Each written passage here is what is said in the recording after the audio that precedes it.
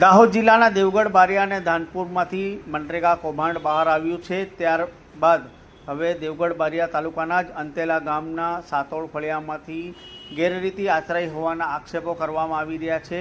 ગામના વિકાસ કામ માટે પેવર બ્લોક, સીસી રોડ તેમજ હેન્ડપંપ જેવા કામો ફક્ત કાગળ ઉપર કરવામાં આવ્યા છે અને સરકાર દ્વારા ફાળવવામાં આવેલ નાણાંઓ કૌભાંડીઓ બારોબાર ચાઉં કરી ગયા હોવાના આક્ષેપો હવે સાતોળ ફળિયાના રહીશો આવેદન મારફતે કરી રહ્યા છે। તાલુકા વિકાસ અધિકારીને આવેદન આપી સરપંચ તેમજ તલાટીની મિલીભગત કર્યા હોવાના આક્ષેપો ગ્રામજનો કરી રહ્યા છે।